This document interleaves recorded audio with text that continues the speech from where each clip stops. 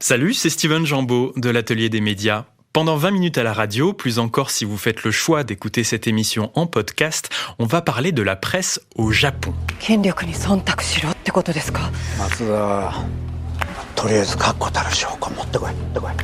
La presse japonaise, si l'on regarde les chiffres, est l'une des plus puissantes au monde. Les deux quotidiens aux plus forts tirages et les plus diffusés sur notre planète sont japonais. Le Yomiuri Shimbun caracole en tête avec près de 8 millions d'exemplaires par jour. Il est suivi de l'Asahi Shimbun avec quelques 6 millions d'exemplaires quotidiens. Et à l'heure où l'on parle dans les médias américains et européens de transition numérique, parfois faite à marche forcée, le monde de la presse japonais apparaît presque en total décalage. Avec mon invité, on va essayer de comprendre comment fonctionnent les journaux au Japon, comment travaillent les journalistes dans des rédactions parfois encore pléthoriques et quelles sont les révolutions à l'œuvre au pays du soleil levant. Bonjour César Castelvi. Bonjour. Bienvenue dans l'Atelier des médias. Vous êtes docteur en sociologie, maître de conférences en études japonaises à l'Université de Paris et chercheur associé au Centre de recherche sur le Japon, le CRJ. Vous avez publié en janvier Le dernier empire de la presse, une sociologie du journalisme au Japon, chez CNRS Éditions, qui est l'aboutissement de votre thèse et d'un travail de recherche réalisé depuis près d'une décennie. Vous avez mis les journalistes au cœur de votre enquête, presque en ethnologue. Pourquoi ? Alors, si j'ai fait ce choix-là, c'est lié aux origines un petit peu disciplinaires et à l'intérêt général que j'avais pour les médias au Japon. Alors, que ça soit en France, mais surtout au Japon, il y a énormément de recherches, de travaux qui existent. Les journalistes eux-mêmes produisent beaucoup de savoir et de connaissances sur leur monde.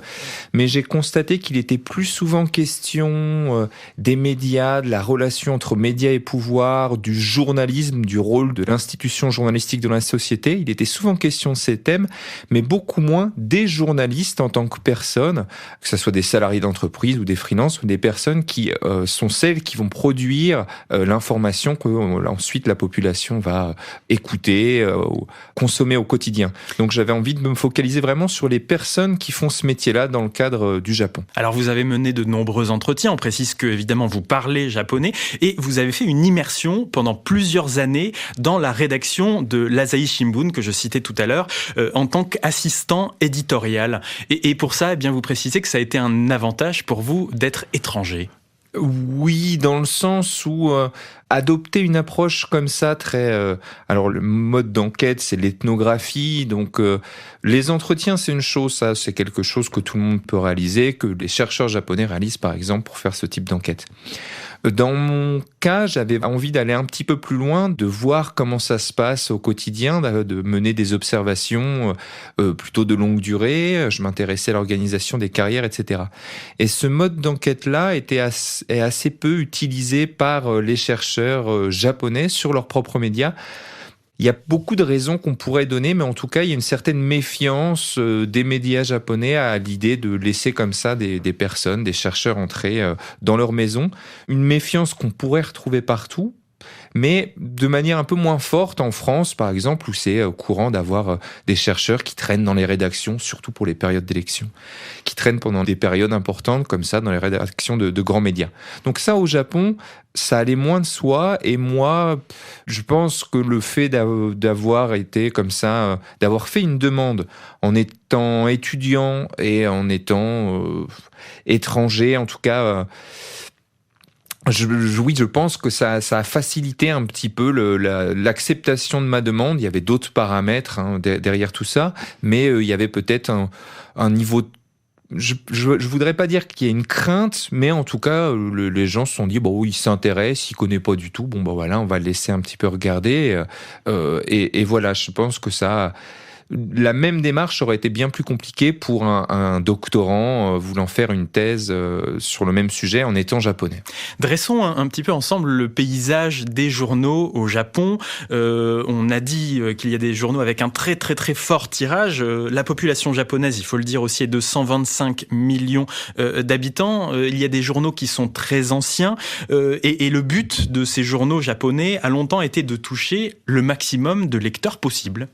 Oui, alors ça c'est c'est particulièrement vrai quand on s'intéresse à la presse nationale, qui est structurée autour de 5 gros quotidiens qui ont des lignes éditoriales distinctes, mais qui, pendant très longtemps, ont eu effectivement pour objectif de toucher le lectorat le plus large possible et donc d'aborder un panel de sujets le plus large possible, ce qui fait que tous les quotidiens nationaux ont une rubrique sport très développée, vont avoir des bureaux à l'étranger, mais vont quand même couvrir les faits divers en région.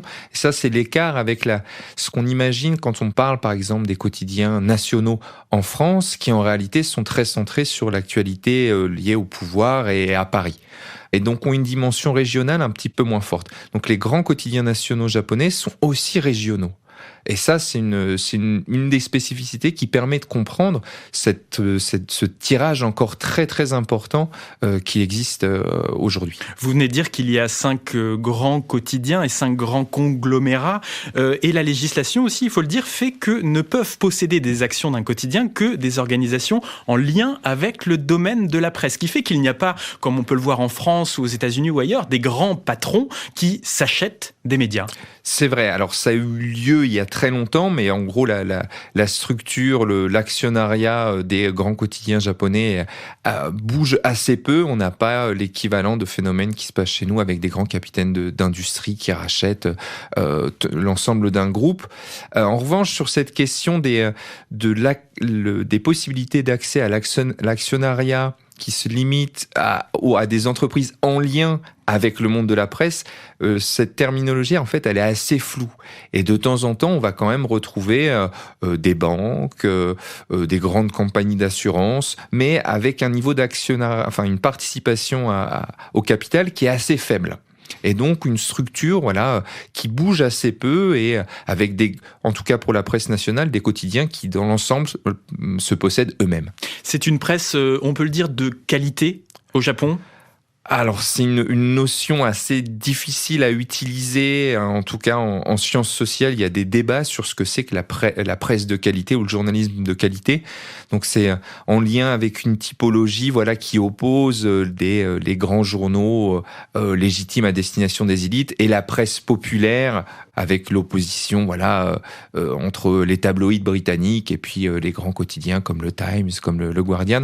Et dans le cas du Japon, on a une espèce d'entre-deux. Les grands quotidiens nationaux jouent un petit peu sur les deux tableaux, en produisant une information aussi bien à destination de personnes appartenant plutôt aux élites, avec des pages internationales somme toute assez fournies, et en même temps une volonté de suivre une actualité beaucoup plus qu'on pourrait trouver dans des tabloïds, un intérêt fort pour les faits divers, des pages sport qui sont aussi assez fournies. Donc des quotidiens qui sont à cheval entre une presse populaire et une presse dite de qualité. Pour ceux qui, comme moi, n'ont jamais eu un quotidien japonais entre les mains, concrètement, ça ressemble à quoi ? Alors, pour la pagination, ça va dépendre des quotidiens. Pour la plupart des quotidiens nationaux, on se situe autour de 30 pages, quand même, quotidiennes. Pour l'édition du matin, en sachant que sur les 5 quotidiens nationaux, 4 ont à la fois une édition du matin et une édition du soir. Pour l'édition du soir, évidemment, la pagination est moins importante. Donc, pour l'édition du matin, qui est l'édition principale, une trentaine de pages par jour, des rubriques qui sont assez proches de celles qu'on trouverait dans la plupart des quotidiens, les nouvelles politiques, économiques, internationales, des pages culture, et toujours à la fin des éditions, les pages société, qui sont particulièrement importantes au Japon. Et pour le reste, du texte, évidemment, en langue japonaise, des photographies, bien qu'on n'ait pas, pour la grande presse nationale, des quotidiens qui vont adopter une logique comme celle de Libération, avec une et une grande photographie qui va symboliser un petit peu l'actualité du jour. En général, évidemment, il y a des photos, mais sauf à événements majeurs, elles prennent pas une place très très importante en une. Après, dans l'ensemble de l'édition, ça va dépendre des jours et des rubriques. Intéressons-nous maintenant à l'organisation du travail dans les rédactions et dans les entreprises de presse japonaises. C'est un fonctionnement qui est très pyramidal ? Alors oui, ce sont des organisations, ce sont des entreprises, et elles sont pyramidales dans le sens où c'est lié à l'organisation des carrières dans la presse. Si on regarde le cas spécifique des journalistes, qui sont les personnes auxquelles moi je me suis intéressé, on y rentre assez tôt et il est courant d'y faire une très longue carrière. Voilà, on y rentre à 22, 23, 24 ans et dans certains cas on irait jusqu'à la retraite. Et donc, dans le cheminement des carrières, il y a des positions qui sont occupées plutôt par les jeunes journalistes, et puis on grimpe petit à petit comme ça dans la rédaction avec un accès à certaines positions qui va être complètement lié à l'âge et au nombre d'années passées dans l'entreprise, avec des parcours de carrière qui sont un petit peu... Tout le monde sait qu'arrivé à 35-40 ans, il est courant de quitter un petit peu le terrain et d'occuper des tâches d'éditeur dans les rédactions, par exemple. Alors on va poursuivre là-dessus, mais j'aimerais d'abord qu'on parle d'un des marqueurs de l'organisation de la presse japonaise. Ce sont les clubs de journalistes qui sont situés dans les lieux de pouvoir. Expliquez-nous ce que sont ces clubs et comment ils fonctionnent. Alors, les clubs de presse, les Kisha Clubs, ne sont pas présents que dans les lieux de pouvoir. En fait, ce sont des rassemblements de journalistes symbolisés par la présence de bureaux, de salles de presse qu'on va retrouver dans la plupart des institutions du pays. Ce qui inclut les institutions vraiment proches du pouvoir, donc les ministères, les grandes administrations, les grandes entreprises, certaines grandes universités, les grandes agences culturelles ou en lien avec l'environnement, etc. Mais on en trouve aussi à une échelle beaucoup plus locale dans la plupart des villes du pays, dans toutes les préfectures, dans les mairies et dans les commissariats.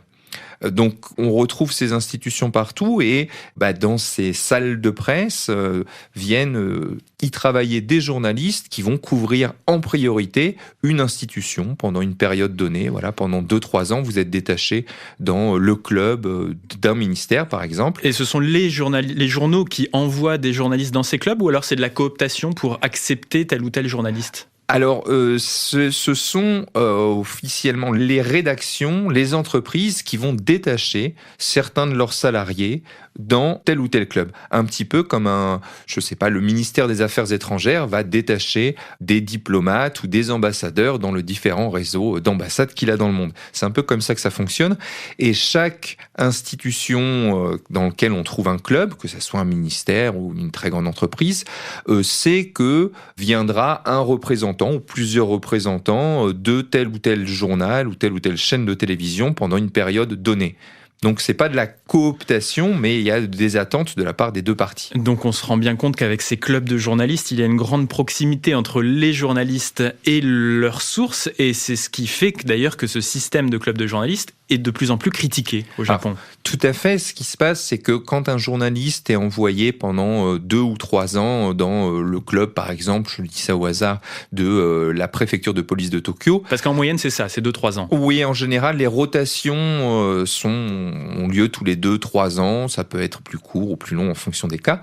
Mais ces journalistes donc vont passer tout leur temps, la plus claire de leur temps, dans les clubs. Et c'est d'autant plus vrai que les clubs sont grands et importants. On y passe vraiment tout son temps et on vient très peu dans la rédaction du journal pour lequel on travaille, par exemple. Et effectivement, on passe du temps avec les fonctionnaires ou les salariés qui travaillent dans l'organisation qui est couverte. On passe du temps avec eux, on socialise avec eux, ce qui permet d'avoir un certain nombre d'informations et ce qui permet aussi, quand on a de bonnes relations, d'avoir des informations supplémentaires. Il y a une compétition très forte entre les représentants de chaque journal au sein d'un club. Et ça donne lieu à un certain nombre de critiques assez fortes, effectivement, liées à des risques de collusion. Même si, normalement, la rhétorique, en tout cas, des grands médias, c'est de dire, si on fait bouger nos reporters tous les 2 ou 3 ans, ça limite quand même le risque, mais dans les faits, on crée quand même des liens. Et la deuxième origine des critiques à l'encontre des clubs, c'est leur accès qui se limite aux reporters et aux salariés des journaux et de la télévision.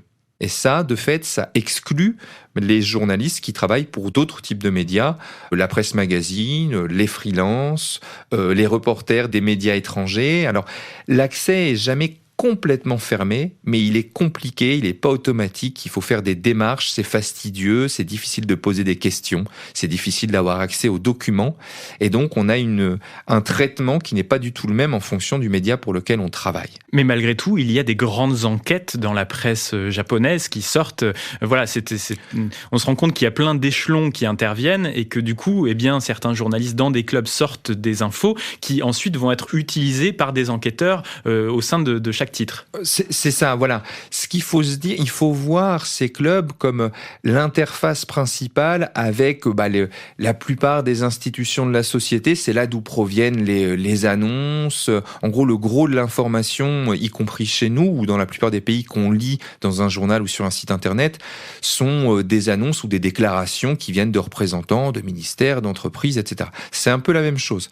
Mais il faut, dans certains cas, mener des investigations supplémentaires ou aller récupérer des informations par des canaux qui sont complètement différents. Et la plupart des rédactions japonaises, évidemment, ne se limitent pas, même si ça prend beaucoup de place, surtout pour les médias institutionnels qui font des informations institutionnelles. Ça, c'est un peu ce qui est attendu. Le public attend des informations là-dessus. Mais sur la plupart des autres questions, il va y avoir des équipes plus ou moins indépendantes de journalistes qui travaillent dans d'autres services des rédactions, qui ne sont pas basés dans des clubs et qui vont mener leurs propres investigations.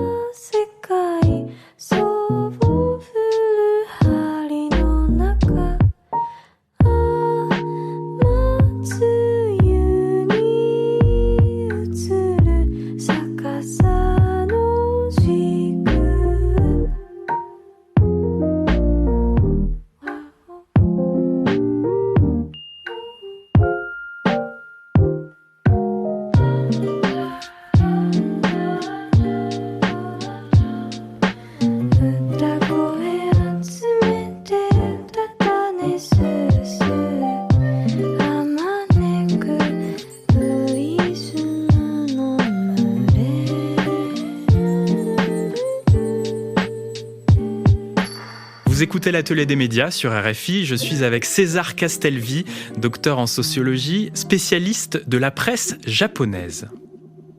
Intéressons-nous maintenant aux formations au journalisme au Japon qui, a priori, si j'en crois votre livre, sont quasiment inexistantes. C'est-à-dire que en Europe, aux États-Unis, il y a des formations professionnalisantes au journalisme. Au Japon, ce n'est pas le cas. J'aurais envie de dire, c'est plutôt une bonne chose. En tout cas, ça permet une diversité d'origine de profil. Qu'est-ce qu'on en pense au Japon de cela ? Alors, sur le fait qu'il n'y ait pas ou très peu de formations professionnalisantes qui jouent le rôle de sas d'entrée, ce qui est assez intéressant, c'est que pour les chercheurs japonais qui s'intéressent aux médias, c'est une source de critique pour eux. Il faudrait qu'il y ait des lieux de formation indépendants parce que ça limiterait un petit peu le pouvoir ou l'influence que vont avoir les employeurs, finalement les entreprises qui vont former les journalistes sur leur état d'esprit, leur façon de voir le monde ou de mener leurs investigations. Donc, en général, au Japon, c'est plutôt quelque chose qui est critiqué, l'absence d'école de journalisme. Alors, est-ce que, pour répondre à votre question, est-ce que ça permet une plus grande diversité des profils ? C'est pas tout à fait certain. Ça permet une diversité des, on va dire, des formations qui ont été suivies par les jeunes qui vont entrer dans ce monde-là. On peut avoir fait du droit, on peut avoir fait de la littérature, de la biologie, ça change rien. En revanche, quand on regarde en fait leurs origines sociales, ce qui va se passer, c'est que très souvent, ils vont quand même venir des mêmes universités. Et donc, on va plutôt retrouver une certaine similarité, même si les licences, les cursus suivis sont différents. Ce sont des gens qui viennent des grandes universités, qui viennent, en tout cas pour les médias nationaux, qui viennent plutôt de milieux favorisés. Et en fait, il n'y a pas tellement de diversité liée à ça. Mais par contre, ce qui est intéressant, c'est qu'une des portes d'entrée, un des passages obligés pour les journalistes au Japon, semble être le fait de traiter les faits divers en région, et donc être fait diversier, c'est la base pour devenir un journaliste au Japon. C'est ça, c'est vraiment le baptême du feu. Dans la plupart des cas, il y a toujours des exceptions, mais dans la plupart des cas, on apprend le métier en allant couvrir les faits divers, les affaires locales, en tout cas, ce qui se passe dans différentes régions. Donc, même pour les reporters qui vont commencer, qui vont être embauchés pour un grand journal à Tokyo ou à Osaka, ils vont être envoyés dans des petits bureaux locaux, dans des villes plutôt moyennes, des préfectures de département, et couvrir les accidents, les affaires de mœurs. On va assez rapidement, au bout de la première semaine, comme ça, sur le terrain, leur demander d'aller voir ce qui se passe dans les différents commissariats pour se mettre au courant des affaires récentes, parce que dans le modèle un petit peu managérial des médias japonais, il y a une dimension généraliste qui est assez forte, qui est liée à ce type d'informations. C'est pas facile de récupérer des informations sur ces thématiques-là. Ça confronte les jeunes journalistes à des sujets difficiles, aux difficultés liées à récupérer des informations avec les familles de victimes. Enfin, il y a vraiment quelque chose d'assez de considéré comme formateur. Donc, c'est pas vu comme un genre journalistique de seconde zone. C'est vraiment pour les reporters qui vont faire de belles carrières ensuite, qui vont devenir correspondants à Washington ou couvrir le cœur du monde politique à Tokyo.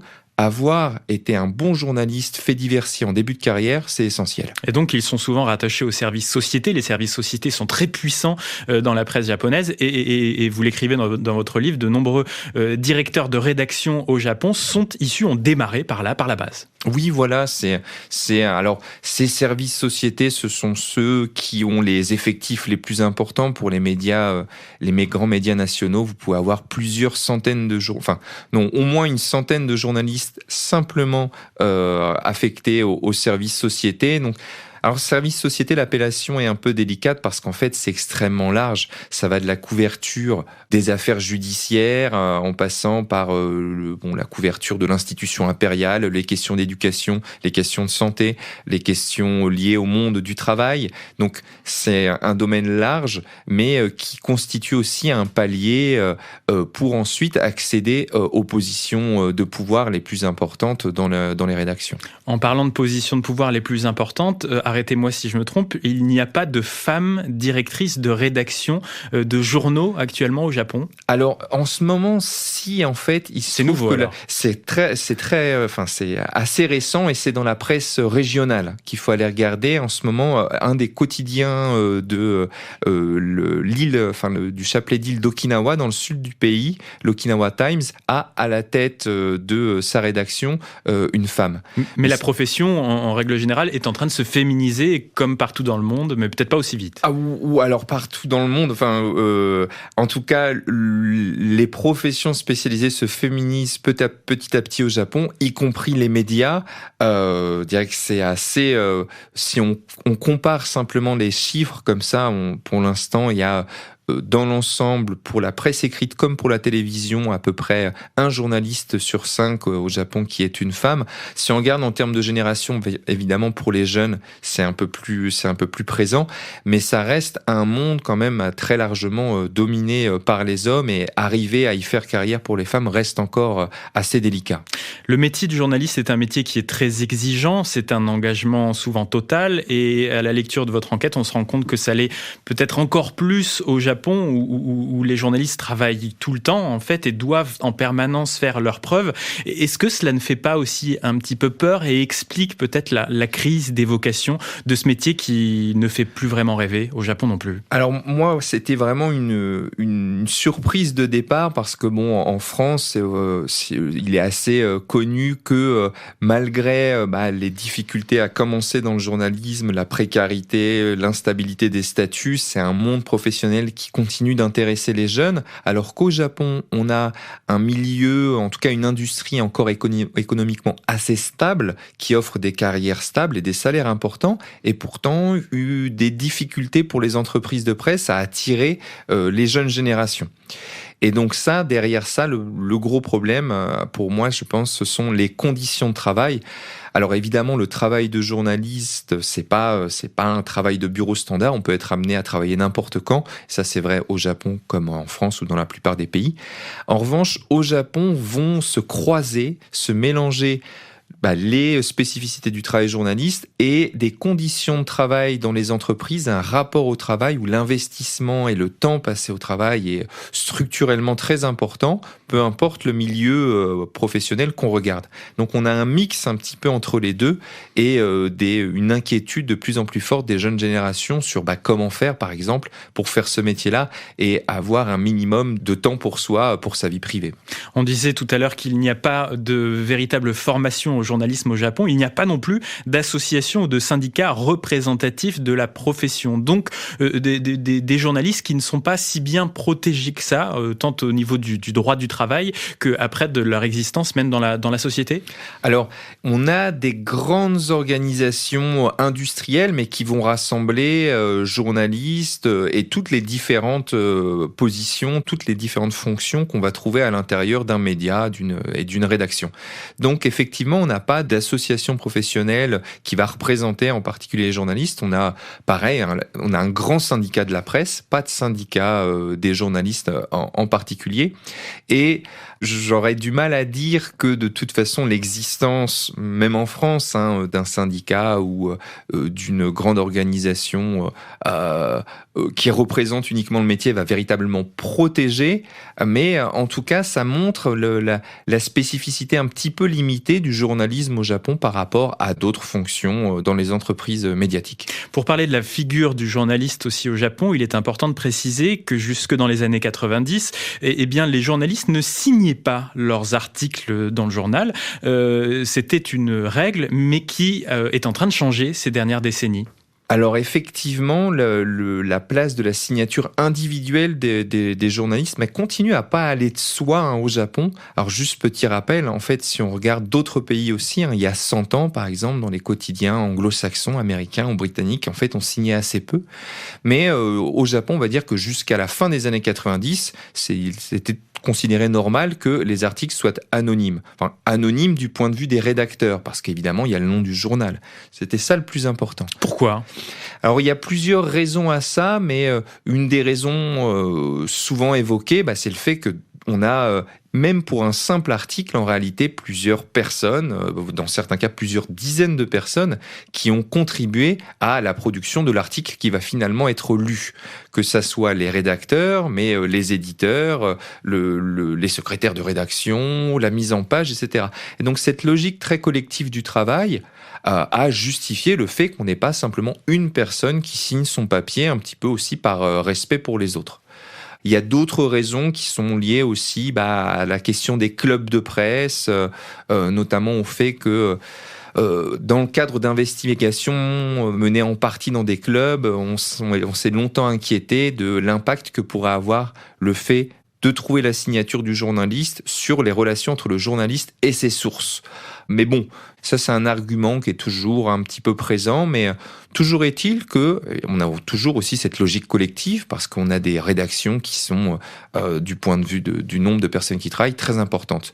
Mais à partir des années 90, il y a une espèce de tournant qui est lié à des critiques qui étaient faites à l'encontre de l'anonymat des articles, d'une part, mais aussi une volonté de certaines rédactions d'essayer de responsabiliser. Alors, il y a la question de la responsabilisation, effectivement, des journalistes, avec, là, encore une fois, quelques scandales qui ont lieu dans les années 80-90, La logique étant de dire, si on fait signer en tout cas le rédacteur principal, il y a moins de chances qu'il écrive des bêtises. Alors bon, en tout cas, c'est ce que pensaient les dirigeants de certaines rédactions. Et une logique aussi de fidélisation, en se disant, si on fait ressortir l'individualité de nos reporters, ça va peut-être fidéliser des lecteurs qui vont avoir envie de suivre certaines de nos plumes. Donc on a un changement de logique éditoriale à ce niveau-là. Parlons maintenant du modèle économique de la presse japonaise, avec un principe d'abonnement encore très fort. Près des 2/3 des foyers japonais sont abonnés à un quotidien papier. C'est toujours le cas, et ça s'érode, mais encore doucement.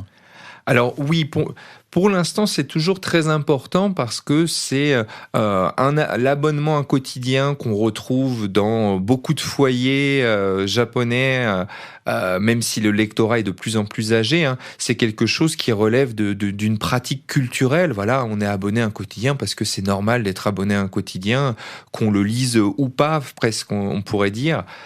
Donc il y a quelque chose qui relève d'une pratique culturelle très largement partagée. On est plus abonné que l'on ne va l'acheter au numéro en kiosque. Alors effectivement, les votes en kiosque sont minoritaires. La vente par abonnement représente presque 95% de la diffusion des journaux papier. Ce qui permet d'expliquer aussi cette grande stabilité des tirages et des revenus pour les entreprises de presse. Voilà, ce qui fait les entreprises de presse japonaises n'ont pas une aussi grande dépendance à la publicité que ça ne peut être le cas en Amérique ou en Europe. Effectivement, et c'est encore plus vrai aujourd'hui que depuis une quinzaine d'années, les revenus issus de la publicité ont largement diminué pour les mêmes raisons que la diminution de la place de la publicité en France ou aux États-Unis. Les annonceurs paient moins pour avoir leurs pubs dans les journaux.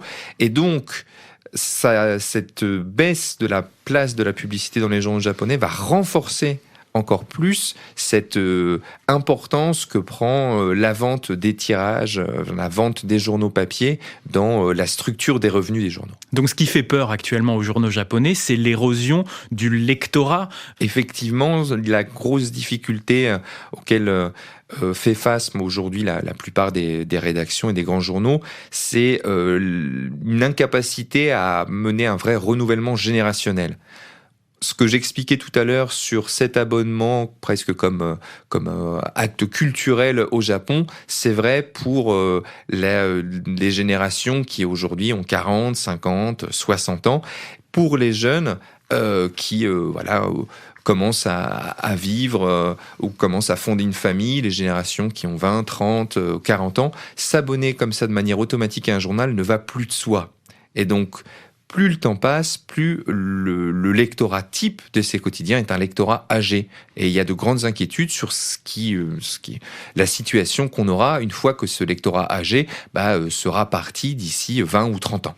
Le taux de pénétration d'Internet au Japon est au-dessus de 95%. C'est-à-dire qu'il y a plus de 95% de la population japonaise qui a accès à Internet via un ordinateur, un téléphone portable. On pourrait donc se dire que la presse japonaise doit faire une transition numérique à marche forcée. Mais tout à l'heure, on parlait du Yomiuri Shimbun, qui est donc le premier quotidien au monde, 8 millions d'exemplaires imprimés chaque jour.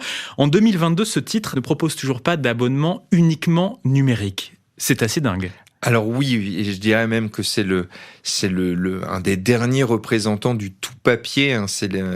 Et c'est là où c'est surprenant, c'est que c'est quand même le premier quotidien au monde en termes de tirage papier. Mais justement, c'est sans doute pour ça. Il y a un niveau de dépendance qui est particulièrement fort pour ce quotidien-là. Et puis une logique, il faut être conscient que en dessous, les rédactions, il y a tous ces milliers de bureaux de distribution des journaux qui existent dans le pays, qui permettent la distribution de ces millions d'exemplaires chaque jour, et donc des dizaines de milliers d'emplois qui sont liés uniquement à l'économie de la distribution de la presse. Donc, il y a une forme aussi d'inquiétude, de responsabilité sociale de ces grands médias qui continuent comme ça.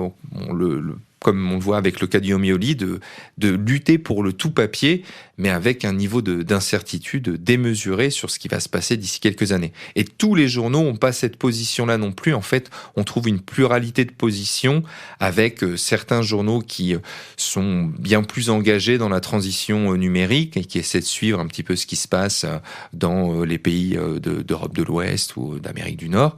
Et des journaux comme le Yomiuri qui sont pour l'instant, on tient au maximum le papier, et des journaux qui sont un petit peu dans l'entre-deux, mais pour lesquels c'est très difficile. Comme l'Asahi Shimbun, par exemple, qui lui essaye de marcher sur deux jambes. Le numérique d'un côté, le papier de l'autre. Voilà, c'est particulièrement difficile. Alors, c'est un très gros journal, une très grosse rédaction qui a des moyens. Donc, si vous allez voir comment ça se passe dans la rédaction, dans le cœur à Tokyo, c'est extrêmement moderne. On voit que le digital est omniprésent. Les logiques de travail sont complètement aujourd'hui centrées sur le digital et sont plus centrées sur la production des éditions papier.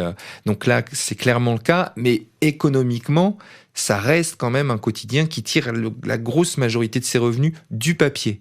Donc il y a une espèce de paradoxe, d'injonction contradictoire à avancer vers la digitalisation parce que c'est l'avenir, et en même temps ce lectorat âgé qui reste fidèle au papier, mais qui est celui qui donne ses moyens financiers aux rédactions. La consommation de l'information en ligne pour les Japonais passe aussi par des agrégateurs, et le premier d'entre eux, c'est Yahoo Japan. Expliquez-nous comment le Japonais lambda s'informe via ce genre d'agrégateur.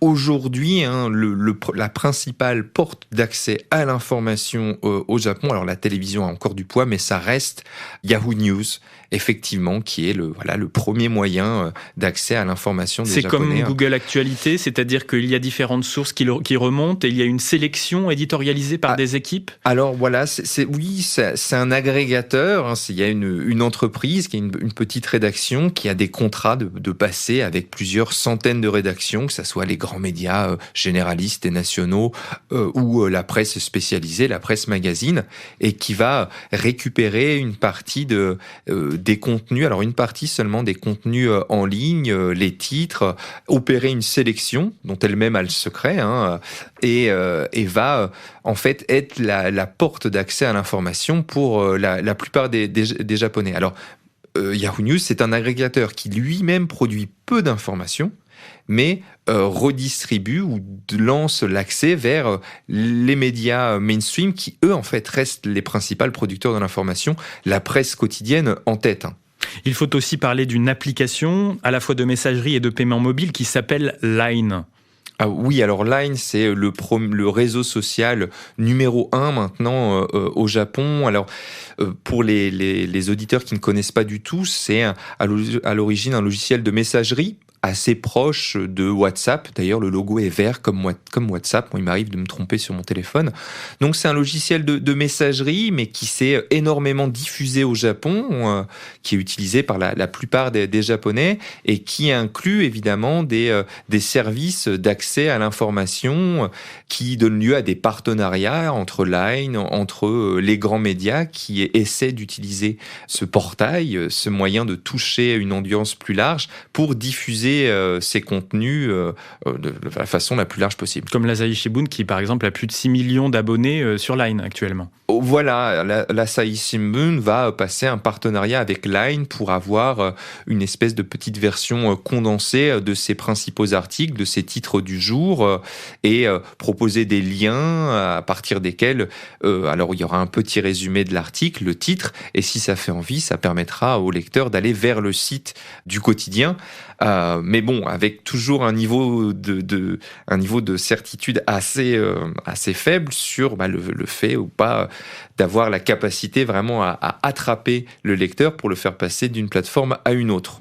Pour ceux qui écoutent l'Atelier des médias en podcast, j'aimerais aussi qu'on parle du podcast au Japon, qui, je crois, est encore assez peu répandu, ou en tout cas, plein de gens ne savent pas du tout ce qu'est un podcast au Japon. Alors, effectivement, c'est un format qui commence à se diffuser, qui n'a pas la place qu'il tient aujourd'hui dans le monde médiatique en France ou aux États-Unis, où là, le taux d'utilisation du podcast est largement supérieur. Mais un petit peu comme tout le reste, on voit, si on prend le cas de l'Asahi Shimbun dont on a beaucoup parlé aujourd'hui, un média mainstream très traditionnel, très focalisé sur le papier, mais qui va se lancer sur justement la création de podcasts, aussi bien des podcasts thématiques que des condensés de la une du jour, par exemple, que les lecteurs peuvent écouter tous les matins ou même plusieurs fois dans la journée. Donc on a des tentatives comme ça, c'est en train de se développer aussi, mais de manière un petit peu plus lente que ce qu'on pourrait observer ailleurs. Essayons de conclure, César Castelvi. Donc sur la presse japonaise, c'est un géant, encore avec des tirages impressionnants.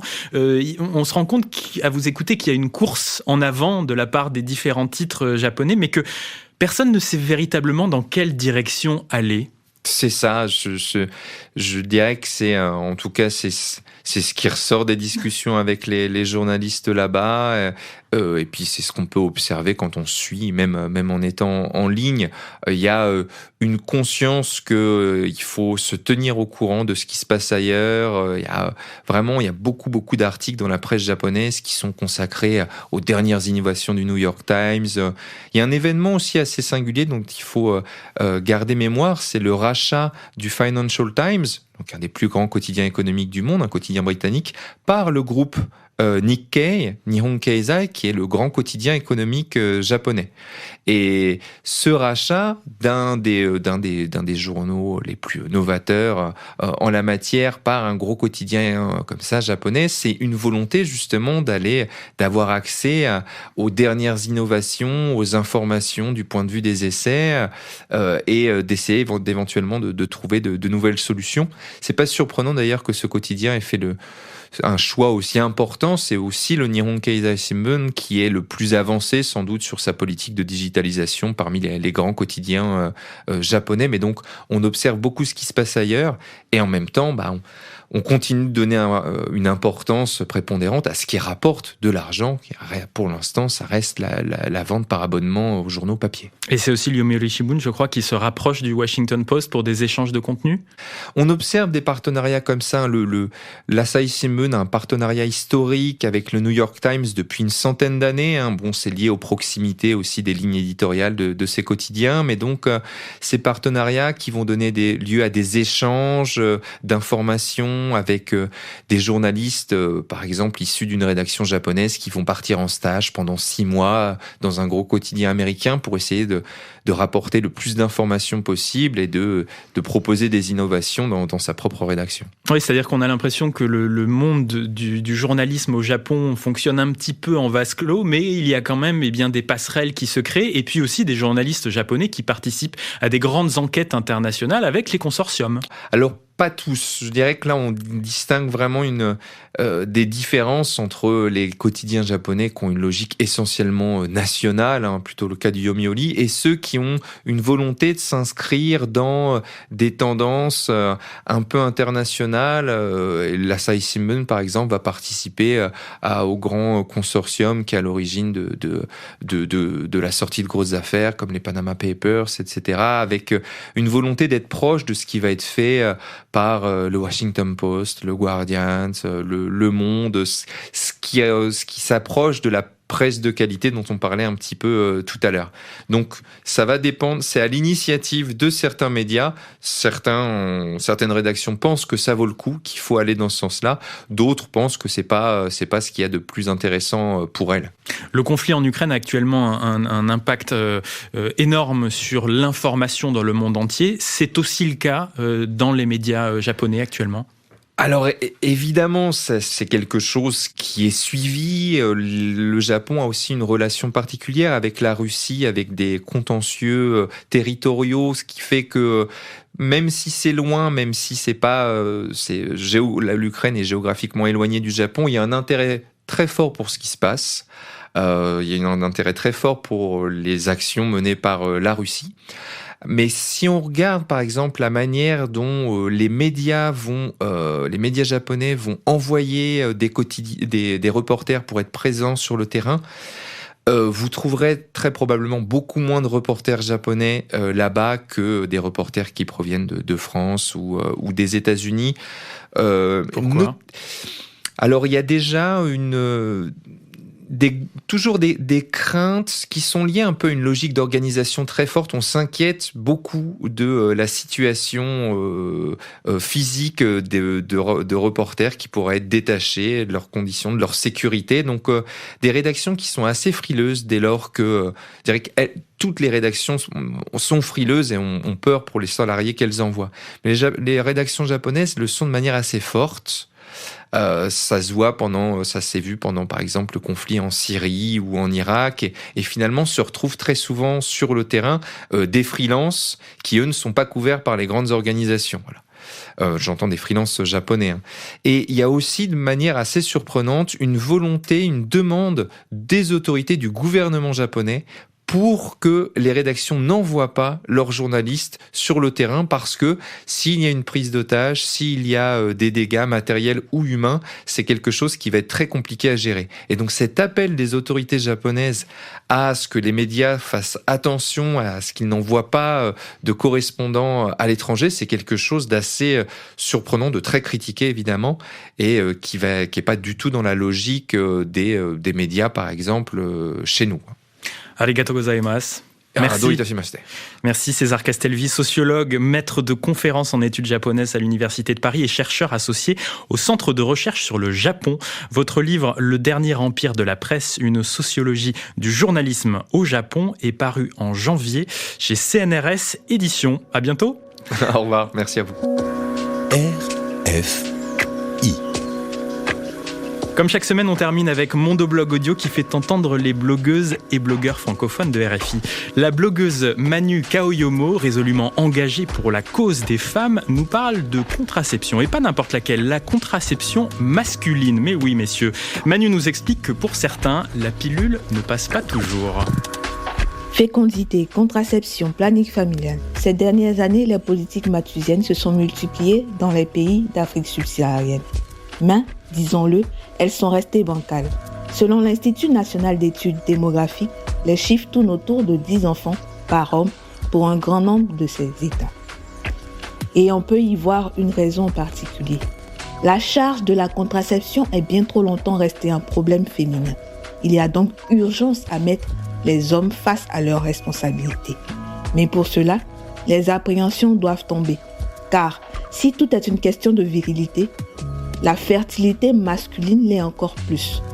Dans son article, la sociologue Arlette Gauthier aborde la problématique du genre et démontre que les femmes et les hommes sont traités différemment quand il s'agit de contraception. Or, contrairement aux femmes, la fameuse horloge biologique ne contraint pas les hommes. Ils peuvent procréer, peu importe l'âge. Et tandis qu'ils sont féconds 7 jours sur 7, 24 heures sur 24, les femmes, elles, ne le sont que 4 à 5 jours par mois. Qu'importe, pour se défaire de la charge contraceptive, certains seraient prêts à avancer des arguments plus que scabreux et de souligner que trouver la méthode convenable reste un véritable casse-tête. Le rapport interrompu ou retrait semble peu sûr. La pilule masculine est encore au stade expérimental, mais retenez bien que la vasectomie, tant redoutée, n'est pas si définitive. Car une technique de reconstruction des canaux déférents permet un retour à la fertilité. Et surtout, qu'il existe la méthode thermique, l'anneau contraceptif ou encore le slip chauffant, qui, en faisant grimper la température de degrés, font chuter la formation des spermatozoïdes. Des solutions existent donc. Pour finir, rappelons qu'un contrôle de sa fécondité n'est pas une restriction de sa libido et que si la responsabilité partagée de la contraception est un facteur d'épanouissement sexuel, elle est également nécessaire à la santé reproductive. En effet, elle pourrait par ricochet permettre une diminution des avortements. La contraception masculine déborde donc davantage. mondoblog.org